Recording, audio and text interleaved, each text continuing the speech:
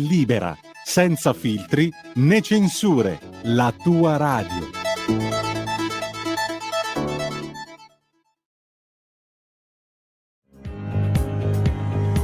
Va ora in onda la rassegna stampa.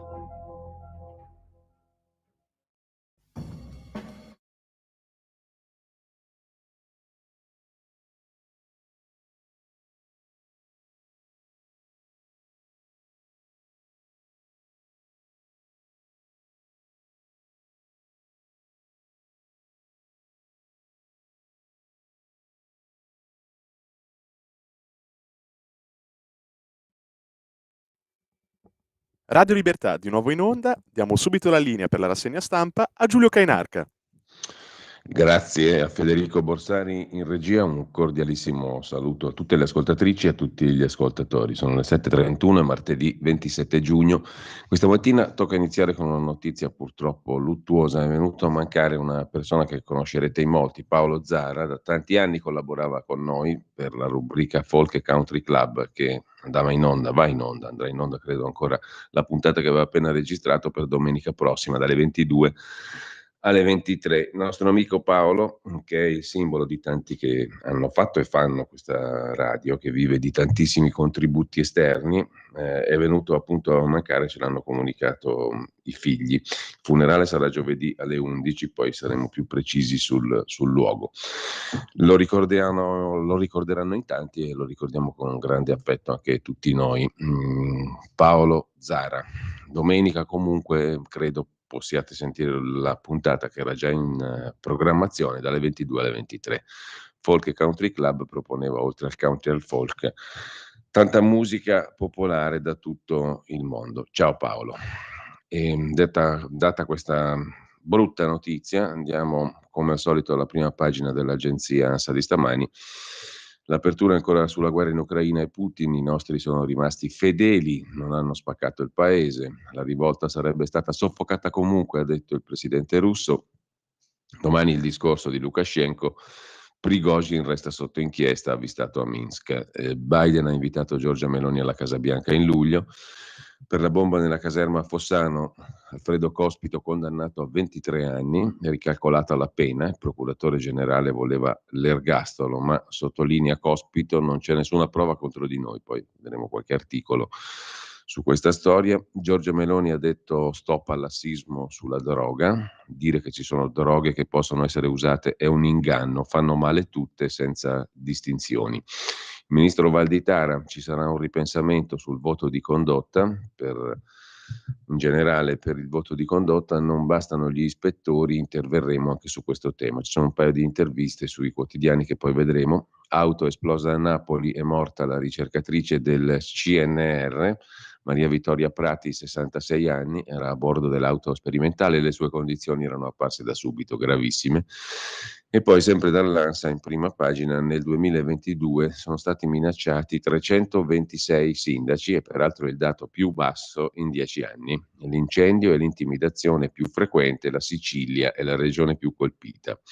Le novità per quanto riguarda i palinsesti Rai, report la domenica su Rai 3, Monica Maggioni condurrà in mezz'ora, Serena Bortone, quella di quel ramo del lago di Garda, prenderà il posto di Gramellini il sabato sera. Ancora incidente a Roma, il Jeep ha detto che il SUV andava a 124 km all'ora, la vettura guidata da Matteo Di Pietro avrebbe raggiunto tale velocità subito prima dell'impatto, in soli 14 secondi. Gli amici avevano chiesto di rallentare, poi l'incidente e la morte del bambino di 5 anni. In Grecia Mitsotakis, centrodestra, giurato da premier davanti al Pope, anzi al Metropolita. Nuovo PNRR per Francia e Malta. Questa è la notizia che riguarda il via libera di Bruxelles al piano della Francia. Un nuovo PNRR per la Francia e per Malta. Per la Francia rappresenta quasi 40 miliardi di euro di sovvenzioni rispetto a 39,4 di prima e copre 24 riforme, 73 investimenti. Il MES alza la protezione dei cittadini dell'Eurozona, fa sapere la Commissione europea. Il MES verso il rinvio, si vedrà in Italia, e poi un turista che sfregia il Colosseo, rischia il carcere e la maximulta. Un atto gravissimo, ha detto il ministro San Giuliano, è un segno di grande inciviltà. Il turista aveva cercato di scrivere il nome dell'amorosa sul Colosseo. Il Molise va a centrodestra, Roberti, e poi alla maturità col cellulare, sorpreso, bocciato a Sulmona. Santanchè tira dritto, come si suol dire, dimettermi, ma perché? La ministra ha risposto ai giornalisti sulla questione, risponderò su tutto, sono 23 anni che faccio politica, la maggioranza è compatta. L'Italia è un paese di anziani, titola ancora l'ANSA sulla base di un dossier dell'Istat, il 10% degli studenti lascia le superiori. L'Istat ha fatto questo dossier, Noi Italia, statistiche per capire il paese in cui viviamo. Oltre un terzo degli adulti ha al massimo la licenza media, uccise dal partner il 58% delle donne assassinate. Nel 2022 un forte squilibrio di genere sul lavoro. Gli italiani sono tra i più motorizzati dell'Unione Europea, cioè hanno più macchine, più automobili e scooter, e in generale sono quelli che hanno più motori, appunto, in Unione Europea. Intanto lasciamo il primo piano dell'agenzia ANSA, vi segnalo sulla nuova bussola quotidiana, a proposito di elezioni in Molise, l'articolo di Ruben Razzante: il centrodestra vince con Renzi nel laboratorio, fra virgolette, del Molise. Diverse indicazioni arrivano dalle urne molisane, che eleggono governatore Francesco Roberti di Forza Italia con l'appoggio di Italia Viva di Renzi, che si avvicina per tappe alla maggioranza di governo. In sostanza non è un voto soltanto locale, ma il primo test per gli equilibri post Berlusconi, scrive Razzante. Su Tempi, invece, da segnalare un articolo di Leone Grotti, un'intervista a Stefano Caprio, docente di storia e cultura russa al Pontificio Istituto Orientale di Roma. In Russia è stata più una sceneggiata che un'insurrezione armata, dice il professor Caprio. È apparso tutto molto artificiale. Prigozhin ha ottenuto quello che voleva, l'Ucraina non si faccia ingannare. Colpo di Stato o messi in scena per confondere le acque e ingannare tanto l'Ucraina quanto l'Occidente? Su Tempi c'è da segnalare anche un altro articolo. Mauro Zanon si occupa dell'Europa, che continua a promuovere il velo islamico. Nonostante inchieste e dossier abbiano denunciato la propaganda islamista finanziata dai Fratelli Musulmani, le istituzioni europee pubblicizzano quello che non è solo un pezzo di tessuto, scrive Zanon. L'ultimo caso pochi giorni fa. Nonostante molteplici inchieste e dossier apparsi negli ultimi tempi abbiano denunciato la propaganda islamista nelle istituzioni europee, finanziata surrettiziamente dai Fratelli Musulmani, l'Europarlamento continua a fare la promozione del velo, ma anche dell'abaya, la tunica che lascia scoperto soltanto l'ovale del viso e che in Francia, indossata da sempre più studentesse, è al centro di aspre polemiche perché contraria alla legge sulla laicità. Il sito francese foodsush.com mette in luce l'insaziabile promozione del velo da parte dell'Unione Europea. Il velo che non è un semplice pezzo di tessuto, come ripetono gli utili idioti dell'islamismo, è soprattutto un'arma politica, è un simbolo di sottomissione, scrive Mauro Zanon nel suo articolo su tempi.it, dal quale traggo anche un altro bell'articolo utile, Caterina Gioielli, sul Quebec. Siamo in Canada, è il mattatoio mondiale dell'eutanasia, il Quebec. Quasi 5.000 persone hanno chiesto e ottenuto il suicidio assistito. È l'8% di tutti i decessi registrati nella provincia canadese lo scorso anno. Dopo i malati di Alzheimer si punta ora ai neonati. Non c'è posto al mondo che ammazzi come il Quebec, dove quasi 5.000 persone hanno chiesto e ottenuto l'eutanasia lo scorso anno. Tradotto, è quasi l'8% di tutti i decessi registrati nella provincia canadese, cioè l'8% di tutti i morti sono stati suicidi assistiti.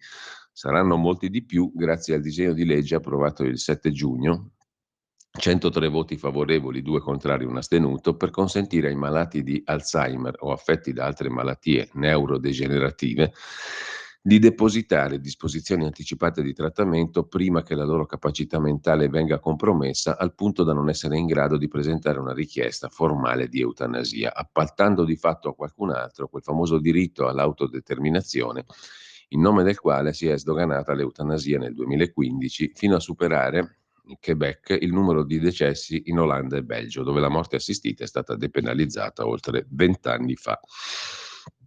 Su Start Magazine invece c'è un articolo di Marco Maier Lo sapete che alle Olimpiadi di Parigi trionferà Alibaba? Il nuovo sistema di comunicazione cloud delle Olimpiadi di Parigi sarà gestito dalla compagnia cinese Alibaba, che potrà esibire le sue capacità tecnologiche più avanzate. Così racconta Start Magazine, mentre erve il dibattito sulla nuova Rai e compagnia bella. Telesovranista, questo è un articolone sulla Stampa, che poi ne dedica un altro che è un nuovo protagonista dei media. Ci arriviamo al CDA della Rai, la bozza dei palinsesti d'autunno cambia l'informazione. A condurre i talk show spuntano Filippo Facci, Nunzia De Girolamo, Luca Barbareschi, poi ancora Francesco Giorgino e Monica Maggioni. Bianca Berlinguer sotto assedio, scrive niente po' di meno che la Stampa. Ecco qui la televisione, la fisionomia, anzi ecco profilata la fisionomia di telesovranista, gli innesti decisi anche esterni che serviranno a raccontare l'Italia come piace raccontarla oggi e come piace al governo che sia raccontata. Ieri in consiglio di amministrazione RAI è stata presentata una bozza dei palinsesti d'autunno. Il 3 luglio ci sarà la presa d'atto dei consiglieri che in questi giorni studieranno conferme e cambiamenti. Il 7 luglio i programmi saranno presentati a Napoli agli investitori. Per meglio orizzontarsi tra le tante novità, bisognerebbe partire dai tanti addii. Via Fazio, la domenica di prime time sarà occupata ora da Sigfrido Ranucci, dal suo report. Sempre la domenica e sempre per non far sentire la voragine addirittura lasciata da Fazio, Monica Maggioni prenderà il posto di Lucia Annunziata con mezz'ora quel che l'è. Si tornerà al format iniziale, mezz'ora storie e bla bla bla. Altro addio, via Massimo Gramellini, altro epurato di quelli che contano, per approdare alla 7, poverino. Lascia le sue parole nelle mani di Serena Bortone, quel ramo del lago di Garda, a proposito del Manzoni, il sabato sera su Rai 3. Bortone condurrà anche l'Access Time della domenica di Rai 3. 50 minuti per passare la linea al report. Il lunedì sera sarà lasciato libero da Ranucci, occupato da presa diretta di Riccardo Iacona. Epurati, vero, i compagni? Che dal 16 ottobre fino a dicembre cederà il posto a Nunzia De Girolamo col suo nuovo programma di attualità, botta e risposta, ispirato niente meno che a Gianfranco Funari. Ad occupare lo spazio pomeridiano che fu della Bortone, Caterina Balivo con uno show sulle eccellenze italiche. Nessuna risposta è stata data ai consiglieri che in CDA si chiedevano il perché di un cambio di rotta così brusco. E dopo mesi di indiscrezioni arriva in palinsesto Pino Insegno, che dal 18 settembre al 22 dicembre recupera un programma, Mercante in Fiera, che fu un flop 17 anni fa, un quiz basato sull'omonimo gioco di carte, che mise in ginocchio Italia 1, che Insegno conduceva a quell'epoca. Una prova generale prima di spostarsi da gennaio 2024 alla guida dell'eredità, al posto di Flavio Insinna. Confermata l'indiscrezione di Roberto Inciocchi in arrivo da Sky, a condurre Agorà. Monica Giandotti a sua volta lascia Agorà per un programma su Rai 2, Poster. Francesco Giorgino torna in seconda serata su Rai 1, condurrà il nuovo programma dal titolo XXI secolo, approfondimento. Luisella Costamagna, Tango, dopo aver vinto Ballando con le Stelle, seconda serata di Rai 2 il lunedì. Poi Luca Barbareschi rimette in pista In barba a tutto del 2021. In quel caso 2 consiglieri del CDA chiesero che la trasmissione fosse bloccata. Enrico Ruggeri avrà un programma su Rai 2 di musica e poi Rebus, il programma condotto da Giorgio Zanchini per il daytime di Rai 3, affiancato da Alessandro Giuli, presidente del Museo Maxi, Marcello Veneziani e Giordano Bruno Guerri. Si dice, ma i nomi non appaiono nero su bianco. In CDA su questi nomi è intervenuta la presidente Soldi. Altro mistero, la striscia quotidiana di 5 minuti, i fatti del giorno, dalle 12.55 anticipa il TG2, quasi certo che sarà affidata a Filippo Facci. Ieri si è molto parlato del caso di Bianca Berlinguer, si diceva che la giornalista si sentisse sotto assedio, poco tutelata dall'azienda, che ha controprogrammato in casa carta bianca con trasmissioni che pescano tra il suo pubblico, le assicurazioni della dirigenza contano poco, bla bla bla bla bla. In Rai, a proposito del programma di Berlinguer, si dice che le foglie di fico non vengono tolte, ma si costruisce un vuoto aziendale intorno. Molto appassionante la questione. Subito dopo la Stampa presenta un articolone su Angelucci, destra di carta, l'imprenditore Antonio Angelucci che guida il polo editoriale vicino al centrodestra. Il quarto potere del re delle cliniche e deputato leghista, così vuol conquistare i lettori dell'area di centrodestra. Libero sarà più vicino a Giorgia Meloni, il giornale guarderà i moderati di Forza Italia e Terzo Polo. Citizen Angelucci, scrive in retroscena Ilario Lombardo oggi sulla Stampa. La trama del nuovo quarto potere della destra italiana è già scritta. Un magnate che guarda cadere la neve dentro la palla di vetro mentre ricorda l'infanzia a Sainte-Marie, paesino dove è nato nel 1944, un presepe abruzzese di 1000 abitanti, Sante Marie per essere precisi. Da lì è partita l'ascesa di Antonio Angelucci, detto Tonino, portantino d'ospedale, sindacalista, imprenditore della sanità, un po' di guai con la giustizia, quindi l'elezione in Parlamento e i giornali. Compra e vende, crea un polo locale nazionale, diversifica per un po' di tempo, sinistra, destra, quotidiani in centro Italia, perché i giornali servono a sussurrare ai poteri, se a loro volta questi servono al business. Un perfetto esempio di editore impuro che oggi con il figlio Giampaolo ha in mano la principale concentrazione della stampa di destra, Il Tempo, storica testata romana, sede a 30 secondi a piedi da Palazzo Chigi, Libero, foglio corsaro, fondato da Vittorio Feltri, adesso da pochi giorni anche Il Giornale, di proprietà per oltre 30 anni di Berlusconi. Di questo si parla qui, una holding mediatica che continua a credere nel potere della carta, in brand che restano arrotolati sotto il braccio dell'elettore sovranista, leghista, postfascista, conservatore, liberista, populista, con tendenze no-vax, moderato, eternamente berlusconiano. Sono tante le dimensioni del centrodestra italiano, oggi a trazione Meloni, orfano di Berlusconi. Gli Angelucci hanno in mente di soddisfare questi elettori tipo, con 3 giornali, con una geografia precisa, uno più trasversale radicato nel Lazio, dove il re delle cliniche ha il suo regno, Il Tempo, un altro libero con una spinta verso le ragioni della Premier Meloni, infine il giornale che l'editore vorrebbe dedicato alla vasta zona di interesse che va da Forza Italia a Terzo Polo, Lega, versione nord. La borghesia lombarda, l'oggetto del desiderio, il sogno, soffiare lettori al Corriere della Sera. Alessandro Sallusti, dopo 2 anni lascia Libero, torna a Il Giornale assieme a Feltri come editorialista. A Libero, salvo smentite, dovrebbe tornare Mario Secchi, già direttore del Tempo, poi dell'Agi e capo ufficio stampa di Giorgia Meloni a Palazzo Chigi, finito in rotta con le fedelissime di Giorgia Meloni. Un incesto politico-giornalistico che in altre democrazie aprirebbe qualche interrogativo. Basta mettere in fila i protagonisti. Un editore che è deputato della Lega, chiama per dirigere uno dei suoi quotidiani il portavoce della Presidente del Consiglio, in passato candidato Secchi per il partito di Mario Monti, e richiama per l'altro giornale un suo storico direttore, Feltri, che nel frattempo è diventato consigliere regionale per Fratelli d'Italia. In Italia niente di strano, è il paese delle gazzette risorgimentali, dei giornali di partito, dei giornali diretti oggi da un senatore in carica, Matteo Renzi, leader di Italia Viva. Il giornale è Il Riformista. Fino al 19 anche questo era di proprietà di Angelucci. Angelucci è parlamentare di lungo corso di pochissime presenze, un tempo simpatizzante di AN, si fa eleggere prima con Berlusconi e poi nel 22 con Salvini. I leghisti se lo vedono apparire in lista senza saperne nulla. Al compleanno per i 50 anni di Salvini, l'imprenditore appare sorridente accanto a Berlusconi. Sono i giorni in cui si sta finalizzando l'acquisto de Il Giornale.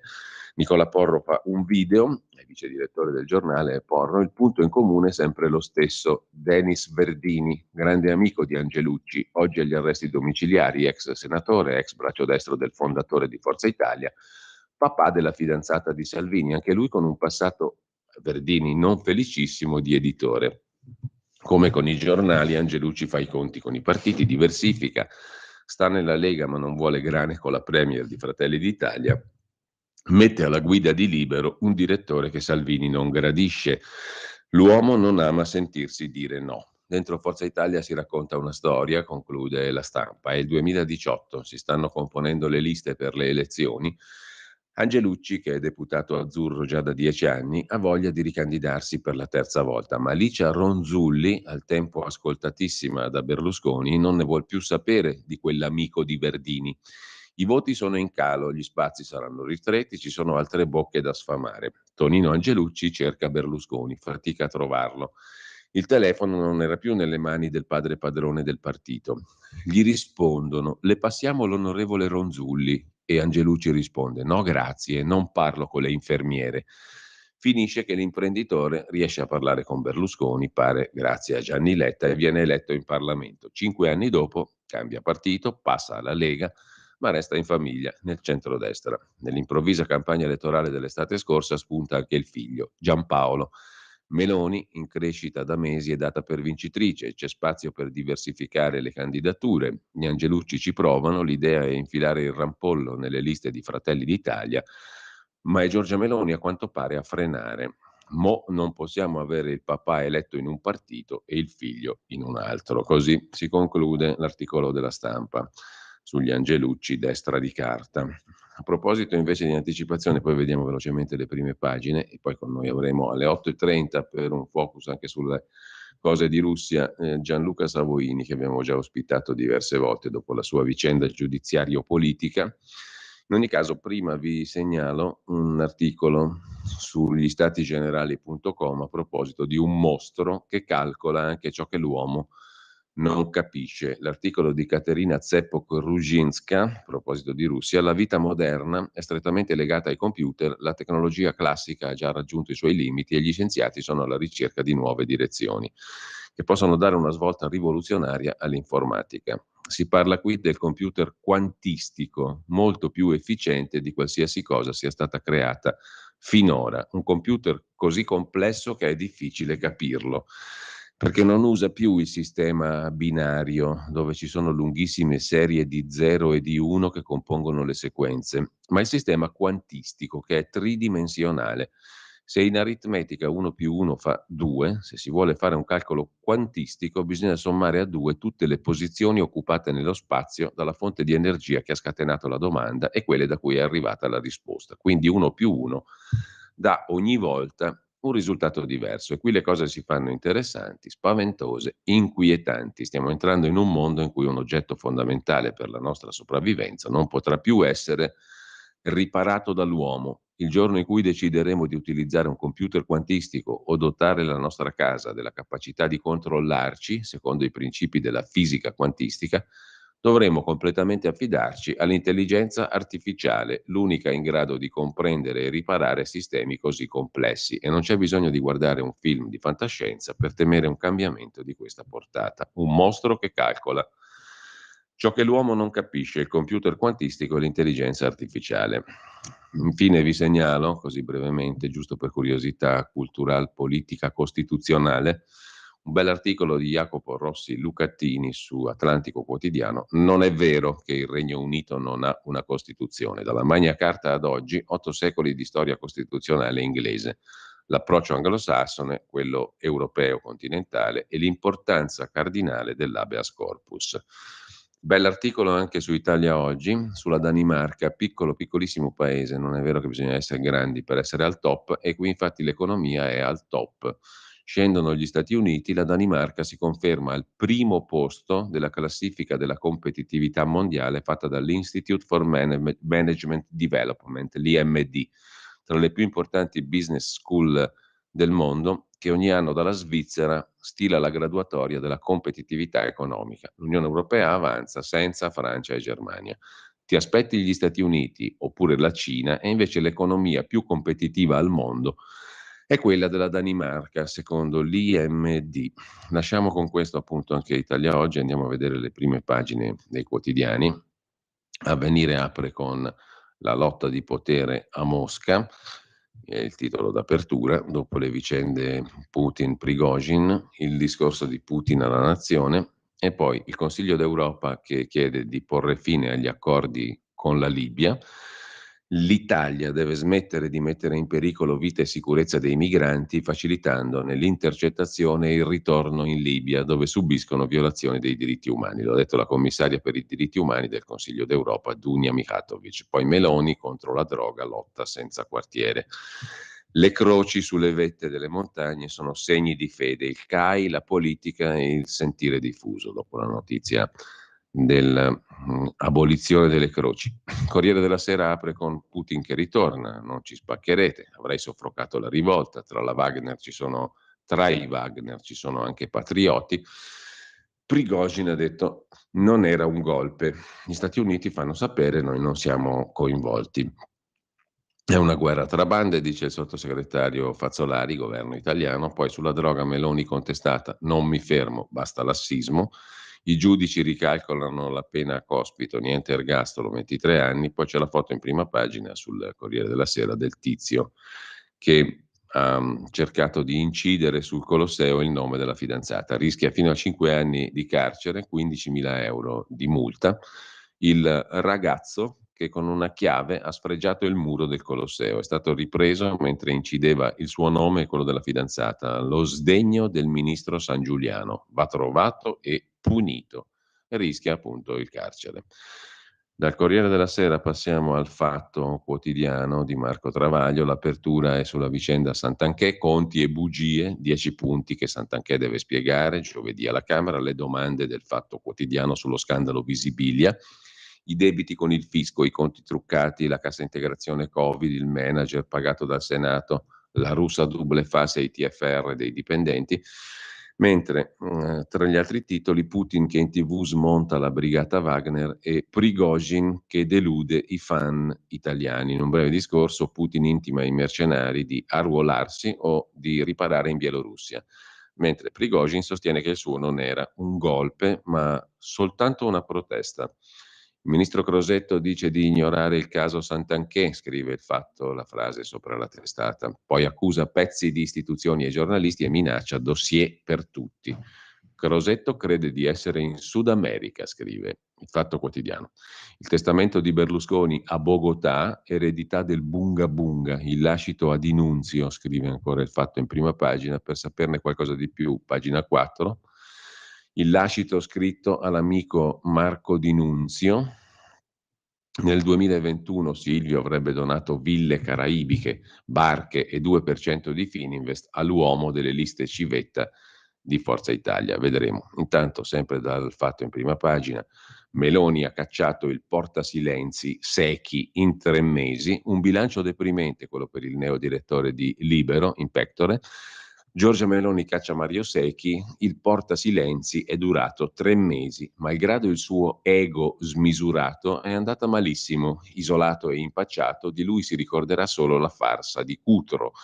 Adesso si consola con la direzione di Libero. Un tappabuchi telefonava ai colleghi dell'AGI per cambiare titoli e foto, ricorda il Fatto Quotidiano.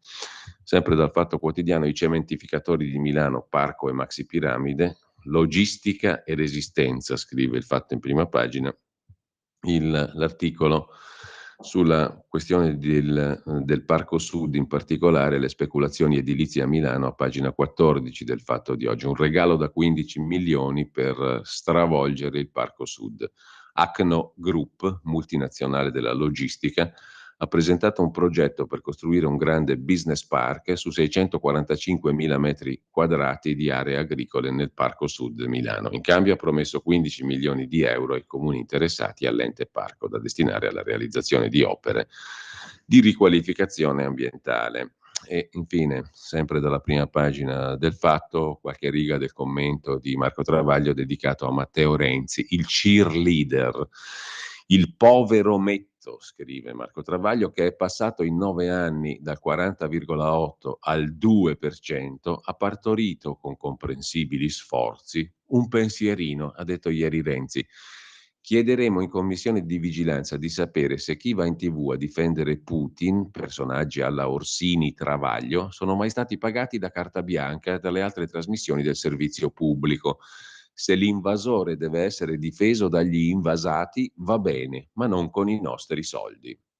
A parte il fatto, scrive Travaglio, che nella lingua italiana, non sappiamo in quella saudita, a un soggetto singolare, chi va in TV, non dovrebbe seguire un verbo al plurale, sono mai stati pagati, e che nelle democrazie è buon uso retribuire chi lavora, non sappiamo in Arabia Saudita, né io né Orsini abbiamo mai difeso Putin. Se però il tappino volesse dedicarsi a un cheerleader di Putin, gli suggeriamo un certo MR. Sotto il suo governo la dipendenza italiana dal gas della Russia aumentò a dismisura, eccetera, eccetera. Povero Renzi.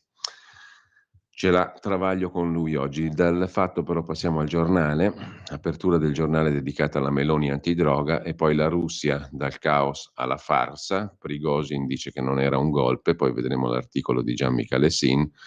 Un aiutino a Cospito, per lui niente ergastolo, e poi effetto della riforma Cartabia, via ai pignoramenti più facili. Questa questione la affronta Felice Manti, una rivoluzione nella riscossione delle tasse. In Molise il trionfo del centrodestra, Tajani lo dedica a Berlusconi. Intanto vediamo però l'articolo di Gian Michele Sini in primo piano dopo la pausa musicale. Primo brano musicale preparato per noi oggi da Federico Borsari. Grazie.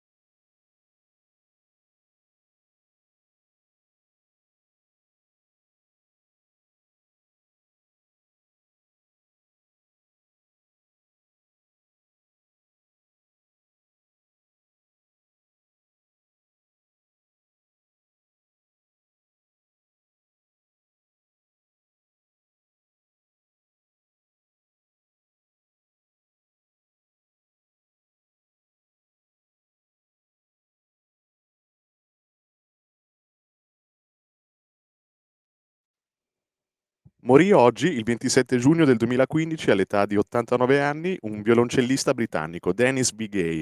Qui lo abbiamo ascoltato in uno string quartet numero 2 in re maggiore di Alexander Borodin. E ridiamo subito la linea a Giulio Cainarca.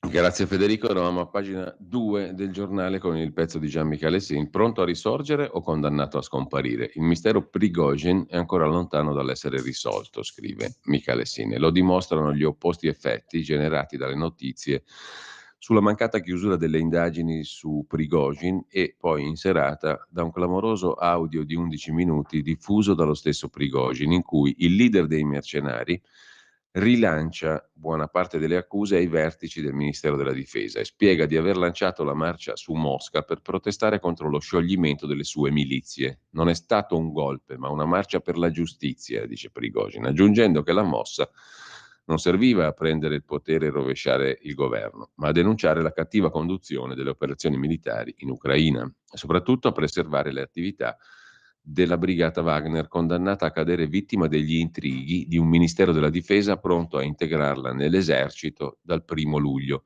Volevamo impedirne la distruzione e richiamare alle loro responsabilità quegli individui responsabili degli errori commessi durante l'operazione militare speciale in Ucraina, spiega Prigozhin, e aggiunge che se l'organizzazione dell'intervento in Ucraina fosse stata affidata alla Wagner anziché al Ministero della Difesa, la partita si sarebbe chiusa in 24 ore.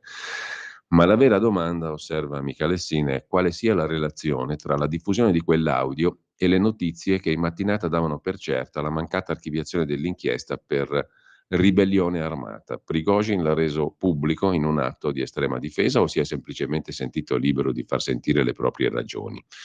Per capirlo partiamo da un esplosivo articolo del Kommersant di ieri. L'articolo escludeva, come previsto dalla mediazione di Lukashenko, il perdono preventivo di Prigozhin e dava per certa la continuazione delle indagini affidate ai servizi di sicurezza federali, FSB. Indagini definite essenziali per capire se Prigozhin avesse agito da solo o in combutta con qualche potenza straniera, un'ipotesi già suggerita sabato da Putin, che pur non citando per nome Prigozhin, l'aveva paragonato a quel Lenin spedito in Russia nel 1917 dal nemico tedesco per seminare il caos e far crollare lo zar.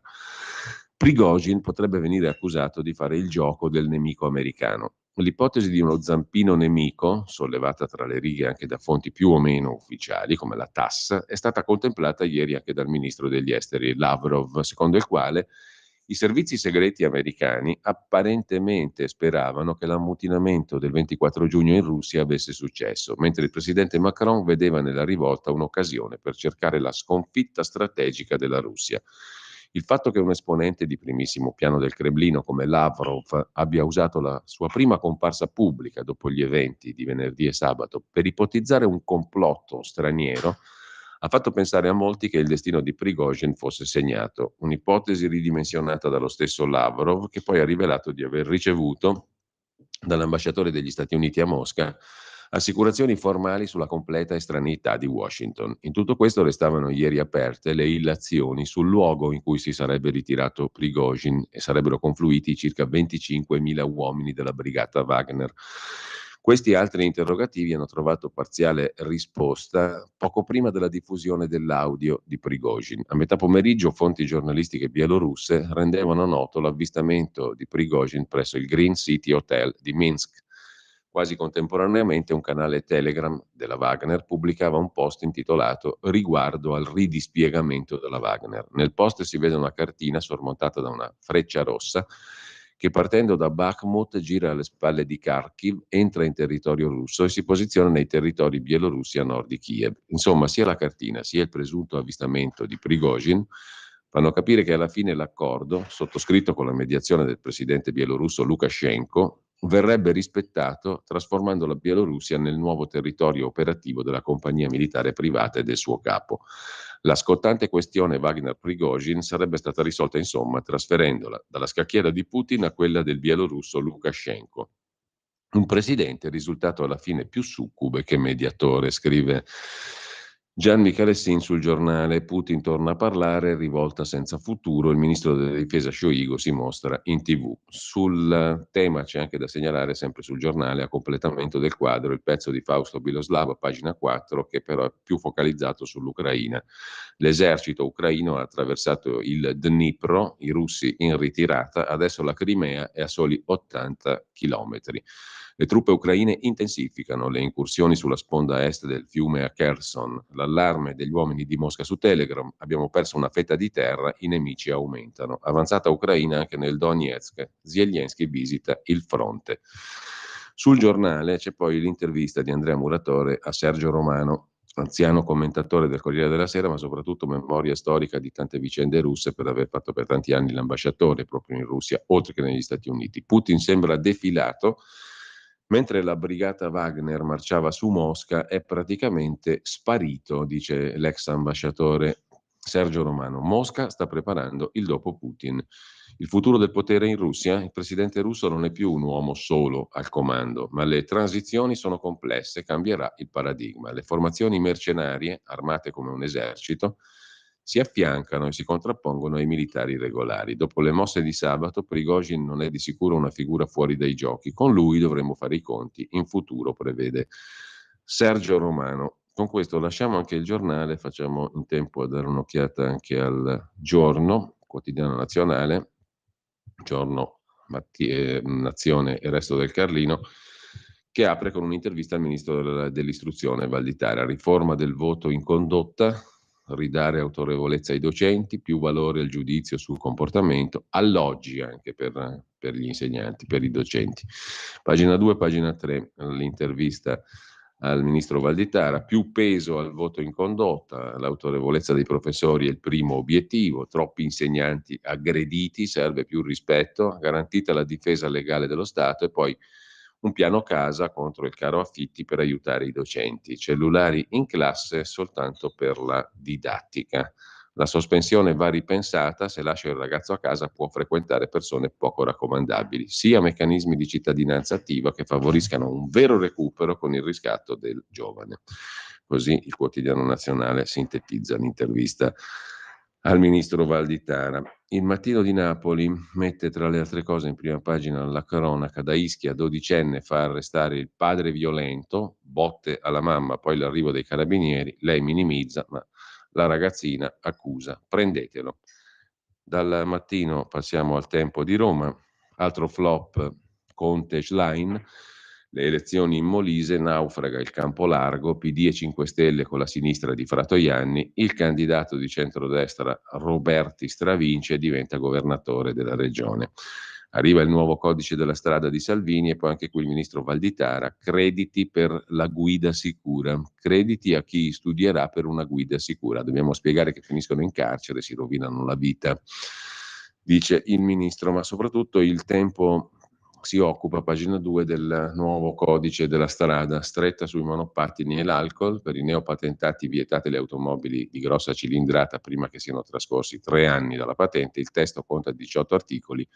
Nel primo, misure di contrasto per chi è al volante in stato alterato. Veicoli elettrici, per poterli utilizzare diventano obbligatori casco, targa e assicurazione. Stiamo parlando dei monopattini. E sempre dalla prima pagina del Quotidiano Romano, il caso Visibilia, Santanchè non si dimette, la maggioranza è compatta, dice la ministra. Repubblica apre con il diktat di Putin, ovvero l'ultimatum ai mercenari della Wagner: unitevi all'esercito o riparate in Bielorussia, ogni tentativo di insurrezione fallirà. La destra che vince anche in Molise, parte male l'intesa PD 5 Stelle, scrive Repubblica, e poi Ezio Mauro, l'ex direttore che si occupa di Mussolini, l'ultima udienza di Mussolini, la caduta del dittatore 80 anni dopo, le cronache dalla fine del fascismo, insomma attualità strettissima. Cade l'ergastolo, Cospito esulta, sconterà 23 anni, mentre Paolo Rumiz racconta la sua esperienza in pronto soccorso. Sdraiato su un letto al pronto soccorso ho visto il bello della sanità pubblica, i vantaggi di un sistema minacciato. Il resoconto, se facciamo in tempo, non credo, lo vediamo dopo. Intanto La Stampa di Torino mette in apertura la tregua tra Putin e la Wagner, le droghe e l'ira di Meloni sugli antiproibizionisti e un'altra intervista al ministro Varditara. A scuola mai più sospensioni, una scuola dove bulli e violenti non verranno sospesi, ma andranno a svolgere attività di solidarietà. Una scuola dove il voto in condotta avrà più valore, lo Stato si costituirà parte civile nelle cause in cui si discuteranno episodi di aggressioni, perché rappresentano un danno di immagine alla scuola e la maturità potrebbe non essere molto diversa da quella attuale, nonostante quel che chiedono i rappresentanti degli studenti. Nella sua valutazione entreranno anche gli spunti dei ragazzi. L'intervista al ministro Valditara alle pagine 24 e 25 della Stampa di oggi. Ma c'è un'altra novità annunciata dalla Stampa: in pensione con 41 anni di contributi, e il piano del governo per le pensioni, 41 anni di contributi indipendentemente dall'età anagrafica. Incontro inutile, invece, sentenzia il segretario della CGIL Landini. La questione viene affrontata in dettaglio alle pagine 12 e 13 della Stampa, con un'intervista anche al sottosegretario leghista al lavoro Durigon. Quota 41 per tutti entro la legislatura, questo significa entro il 2027. Voglio abbattere la riforma Fornero, mi trovo meglio con i sindacati che con le imprese, dice Durigon, abbiamo già fatto passi importanti capendo le posizioni delle parti sociali, tutti gli interventi devono essere economicamente sostenibili. La riforma resta incagliata tra anticipi, donne e anzianità, a dicembre scade quota 103, tornerebbe in vigore la norma osteggiata dalla Lega, cioè la Fornero, via libera dell'Inps dal 1° luglio agli aumenti sugli assegni minimi con gli arretrati. Su questo poi, come vedremo, aprirà anche prima pagina Libero. Intanto diamo un'occhiata anche alla Verità. Il quotidiano di Maurizio Belpietro si occupa dei milioni che spendiamo per custodire miliardi di mascherine da buttare, l'eredità dei commissari Covid. Report, il programma di Rai 3, scopre il costoso affitto dei magazzini dove sono accatastate montagne di mascherine destinate al macero, intasate di rifiuti speciali anche le cantine delle scuole, il pasticcio dei soldi dati a Fiat Chrysler in cambio di nulla, le famose mascherine della Fiat.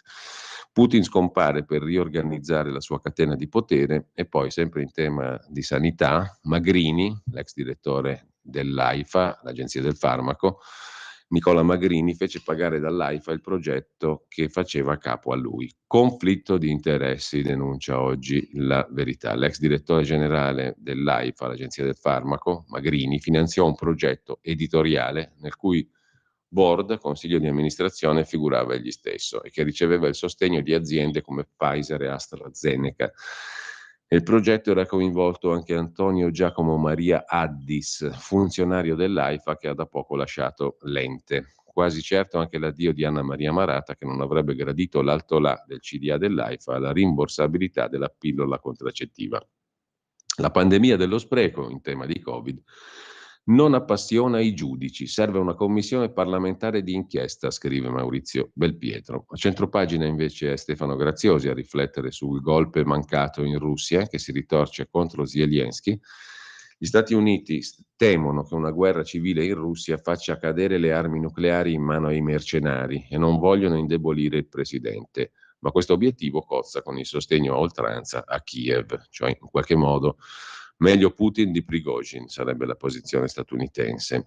L'accordo tra Prigozhin e Putin prevede lo spezzatino della Wagner, aggiunge Claudio Antonelli, e poi ancora in prima pagina l'ideologia che si piega alla realtà. Torna il nucleare. La Svezia ha rinunciato al 100% di rinnovabili e l'Unione Europea apre a tutte le nuove tecnologie atomiche.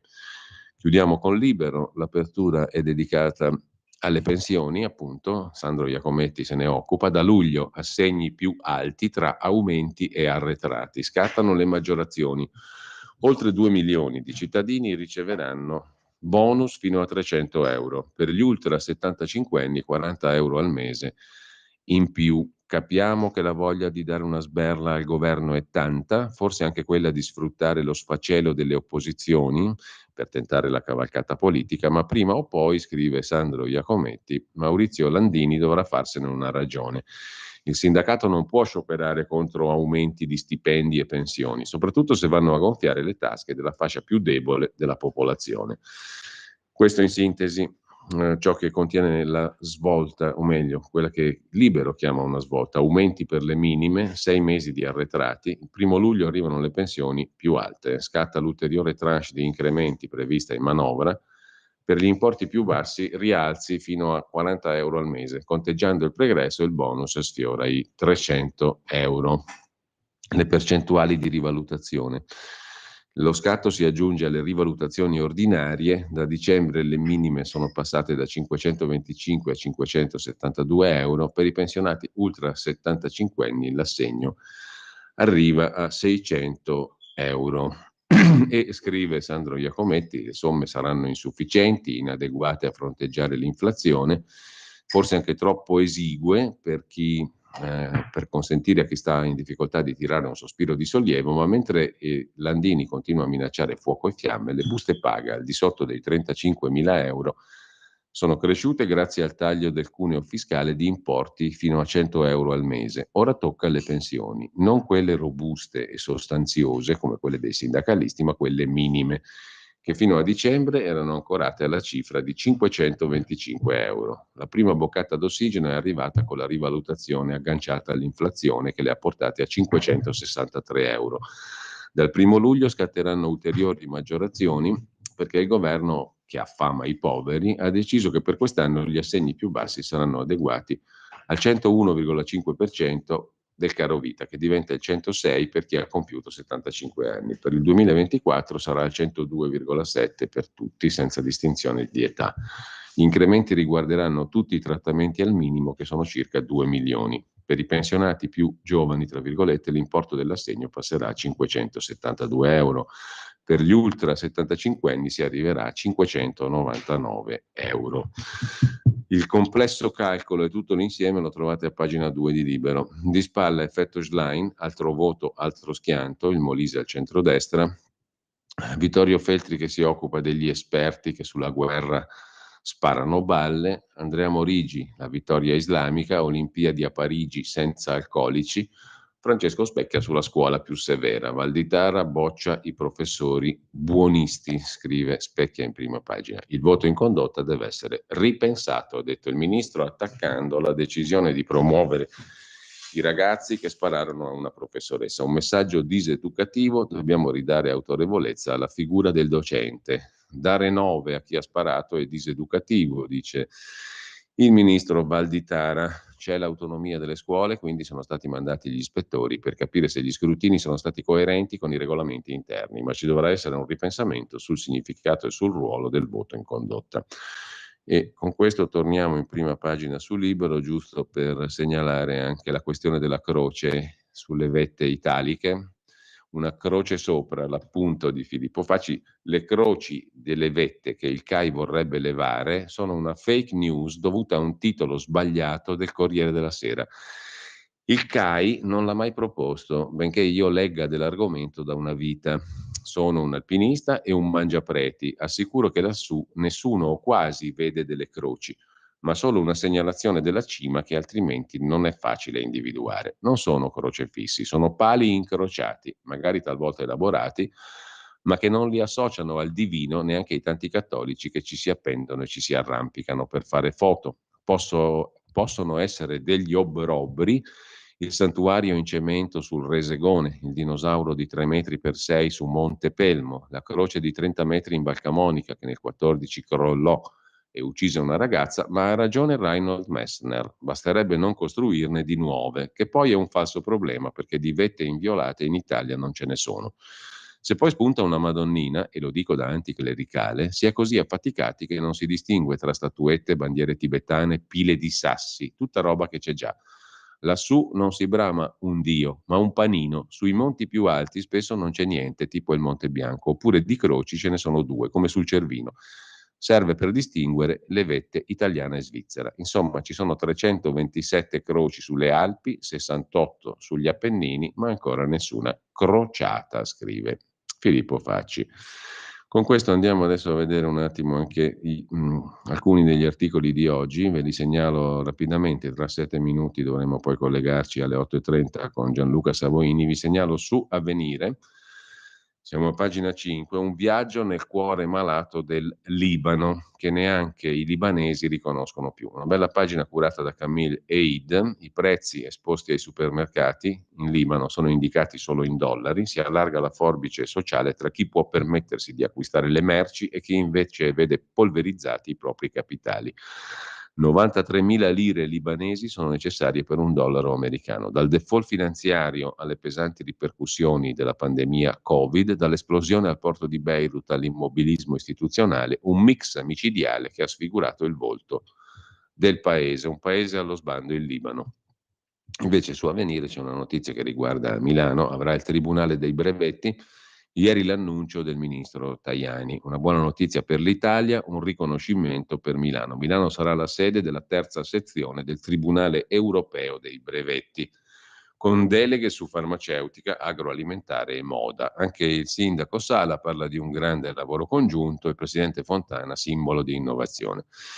Poi c'è un articolo di Marco Cremonesi dedicato sul Corriere della Sera invece a Salvini, il ponte, i codici, la sintonia con gli alleati e la strategia per risalire del nuovo Salvini, che dentro la Lega ha vinto anche il congresso in Veneto. Oggi arriva il codice della strada e primi passi per la società del ponte sullo stretto di Messina. Matteo Salvini è di buon umore, torna in TV, commenta la politica, vince i congressi di partito più spinosi, fa le opere pubbliche con alcune scadenze che non intende far dimenticare. Oggi si riunisce il consiglio d'amministrazione della risorta Ponte sullo Stretto SPA.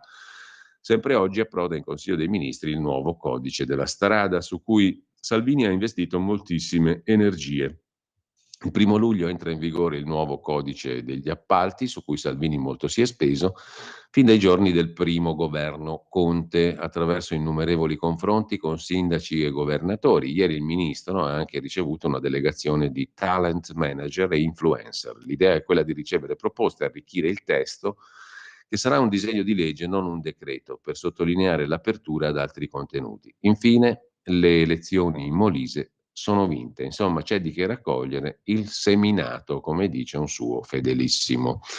Così sul Corriere della Sera. Sempre sul Corriere poi c'è una storia che riguarda una italiana che ad Harvard insegnava l'onestà, è stata sospesa per dati fasulli. Francesca Gino era diventata una star nel suo campo. L'accusa, articoli falsati, insegnava l'onestà, falsava gli articoli.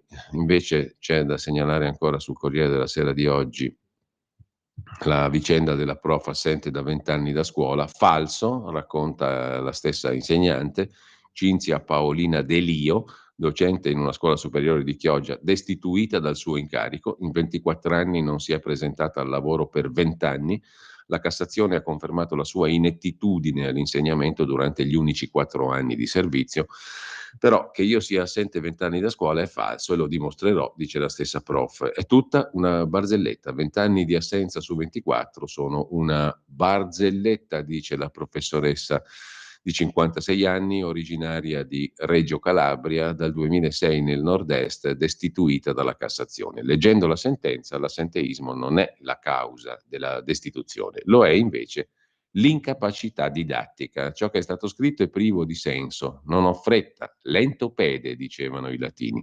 Dimostrerò come stanno le cose, vedremo. Intanto andiamo veramente veloci, c'è anche sul Corriere della Sera un'intervista di Elvira Serra a Enoe Bonfanti, che è una signora di 85 anni, nonché da 55 anni moglie di Vittorio Feltri. Mi chiama per cognome, non è maschilista, ha aiutato una prostituta. Il mio regalo per i suoi 80 anni sono io, dice la signora Bonfanti. È un gran borbottone, guarda l'Atalanta in TV al piano di sotto e quando segna mi telefona. Le scappatelle, a volte ho pensato anche di lasciarlo, non l'ho fatto per non allontanarlo dai suoi figli. L'intervista è molto più lunga, naturalmente non facciamo neanche in tempo a riassumerla. La seconda vita di Ferruccio Ferragamo, un'altra intervista, oggi ha 87 anni.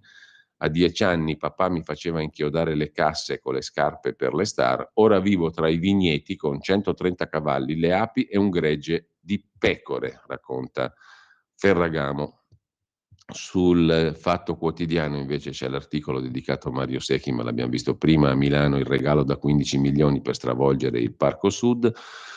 Sul giornale invece da segnalare il pezzo di Felice Manti sui pignoramenti più veloci per la legge Cartabia. Si chiude il 30 per le cartelle esattoriali, intesa tra Ministero della Giustizia e Entrate. Venerdì scade anche la rottamazione quater.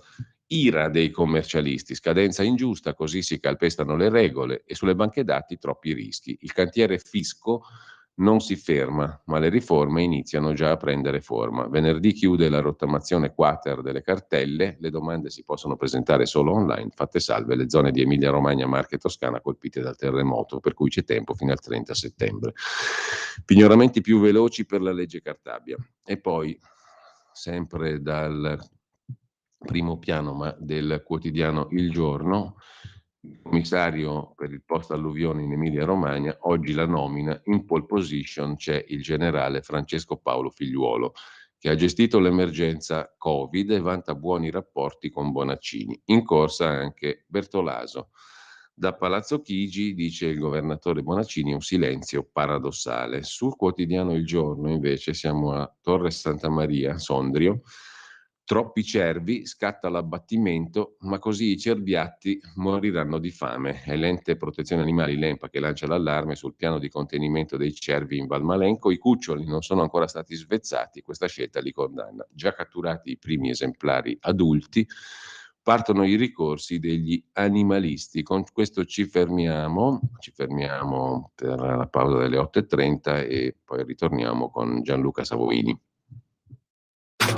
Stai ascoltando Radio Libertà. la tua voce libera, senza filtri né censura. La tua radio.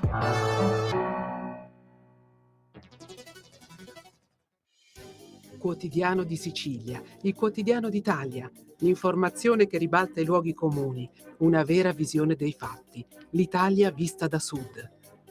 Ogni siciliano che vive in Italia e nel mondo è una risorsa, è protagonista della crescita della nostra nazione.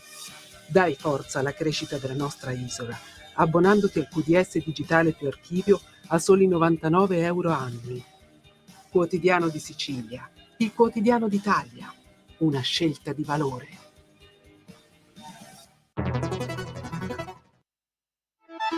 Stai ascoltando Radio Libertà, la tua voce libera, senza filtri né censure, la tua radio.